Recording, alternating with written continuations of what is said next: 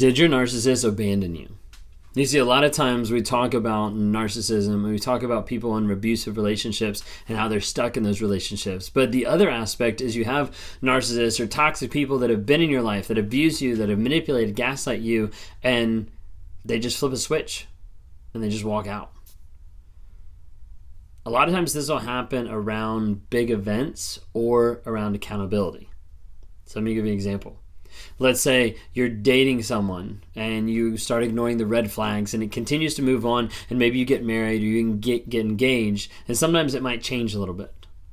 Or it might continue on. It might wait until marriage and then it changes a little bit.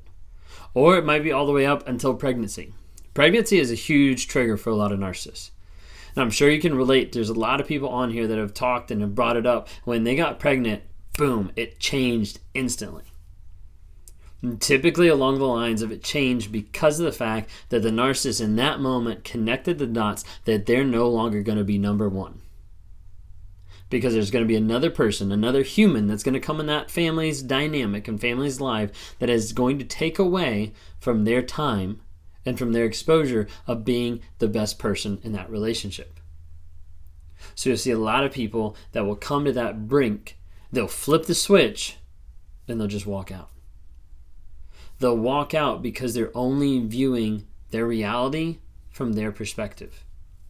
They're only viewing the reality that I am the only person in the room. I'm the number one person. I'm the person that everybody should love, should adore, should give affection to, should just serve. Just like bow down and serve the narcissist. That's what they're thinking in their heads. And so when that event happens, when they realize after marriage, hey, this isn't going to fix me. This isn't going to change who I actually am. I thought I was going to have this happen and it was going to make everything better. It was going to take care of my tendencies. It was going to take care of my lying. It was going to take care of my cheating. I thought this was going to change whenever we got married and everything would just smooth out and be fine, because that's how it looks like it happens with everybody else. Well, no, it doesn't, because we haven't dealt with any of the problems, any of the triggers that are underlying the narcissism with what they're saying, what they're doing, how they're acting. And as a result, they just complete that cycle over and over and over again. Or you have the concept of once a person gets pregnant, then the narcissist is like, boom, I'm out. I can't deal with it anymore because I'm not the center of the universe. I'm not the center of attention. I'm not the person that looks to be the number one person in that relationship. As a narcissist, I struggle with the concept of control and being the number one, being the go-to person, being the person that everybody likes, being the person that people interact with, being the person with the most knowledge, being the person that everybody thinks is their friend. As a narcissist, that's something that I struggle with on a day-to-day basis. Something I've struggled with for a long period of time. I can remember in college purposely thinking through my mind of where I was going to sit that was going to provide me the best opportunity to control the conversation and to place myself in a best place of power at the table with a bunch of friends. That's not really normal. That's not really what people think when they're like, hey, let's all go eat. But that's how I was.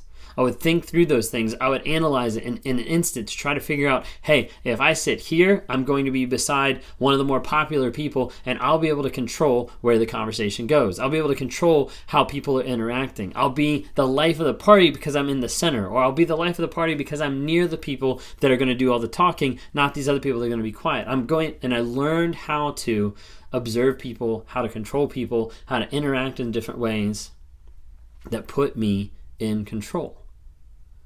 And it wouldn't always center me as being like the number one person as far as like, oh, I'm the number one, everybody focus on me. But it always had me close to that or the number one person. But I tried to make sure I didn't look like the number one person because I didn't want to look that prideful. I didn't want to look that huge. I didn't want to be like, oh my gosh, it's that person. I didn't want to push people away with my personality. I wanted to bring them in so I could have my group, my posse, my tribe, and I could control that. You see, a narcissist is all about the control. They're all about the manipulation. They're all about wanting to be the number one person. So when anything is going to come into that is going to distract from that, they've got two options. One is to leave the situation completely. The other way is to fight the situation and break that down.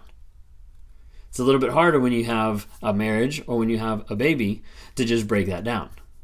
So a lot of times a narcissist will go to the extreme and just leave. They'll just say, I'm out. And a lot of times they'll just ghost you. Have you ever had the moment where a narcissist or a toxic person in your life has been in your life for a little bit and then all of a sudden they just leave? Or maybe you're the person who's been used to them leaving. And leaving is a common practice. You'll talk to them one day and then you won't hear back from them for 2 weeks, for a month, for 6 weeks.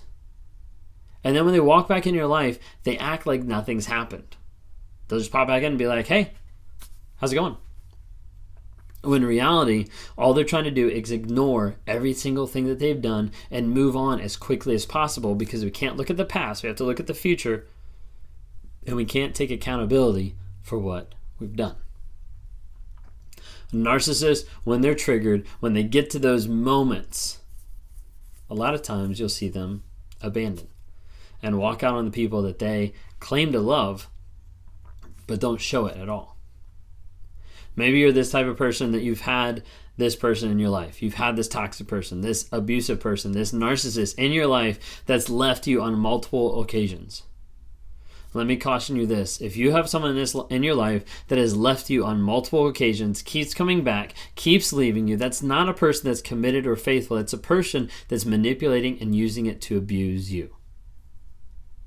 And I know a lot of people don't want to hear that. A lot of people don't want to acknowledge that. A lot of people don't want to think about that possibility because they can't imagine life without the narcissist. They can't imagine life without that person being in the lives, because we're so connected. We're so engaged. Like, everything's okay.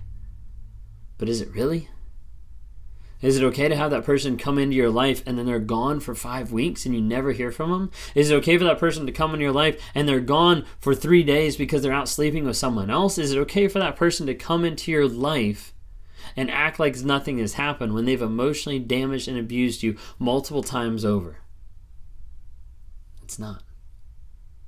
But you have to get to the place where you acknowledge that and you see that for what it is. You have to get to the place where you look at the facts of the situation. You say, hey, this is my reality.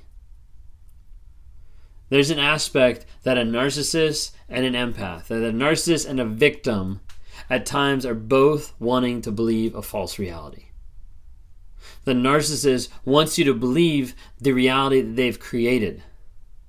And the victim wants to believe the reality that never was.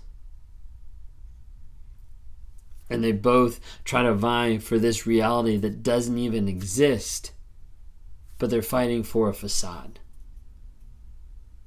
If you're in that type of relationship and you're expecting them to change, you're expecting them to go back, you're expecting them to be faithful after they've already left you 5, 6, 7, 8 times, you need to take a look at the facts of the situation. You need to take a look at what's actually going on and acknowledge, hey, this is the reality of what I'm dealing with.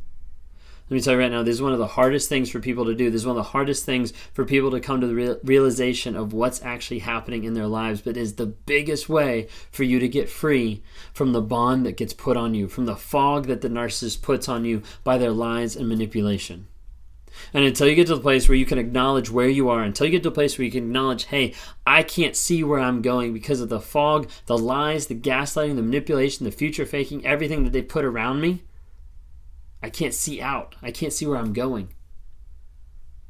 So you have to start clearing that fog. You have to start wiping away those dirty windows of lies, of manipulation, start looking at the truth and the reality of how did my narcissist demonstrate love? How did they demonstrate a connection? How did they demonstrate that I was valuable to them? How did they show loyalty? How did they show how they were faithful? How did they demonstrate respect when they were screaming at me? How did they show love when they were raging and almost drove off the road? See, in reality, we don't want to look at the facts of the situation, when the more you embrace the facts of the situation and embrace where you are and understand everything that's happened, all the shit that's piled up over years, over time, and actually look at it and say, hey, this is what it actually is. It gives you clarity to know this is what I don't want. And I need to leave and go a different direction. If that's you today, I hope you're being safe. I hope you're getting out. I hope you're putting up boundaries with consequences. I hope you're being safe with the choices you make. If you want to talk more about it, I would love to talk to you. Go to my website, rawmotivations.com, click on one-on-ones, and we can work through it. We can work through a plan to leave. We can work through a plan after you're out of the relationship. We can work after you've gotten out of the relationship and you still want to go back. And you still want to talk to that toxic person over and over and over again. Because there is a way to get free. It's not easy. It takes a lot of work. But there is a way to get free. I hope you're interested in that. If you don't follow me, go ahead and subscribe to the channel here. Follow me on TikTok, Instagram, Facebook. Would love to interact with you more. Listen on the podcast, either on Apple or on Spotify. Would love to have you interact with more. Also, just download the Narc app. Check it out. It's got some definition of narcissism. It's also got other communities of people there who are trying to learn and grow and to better themselves even more. So anyways, thank you so much.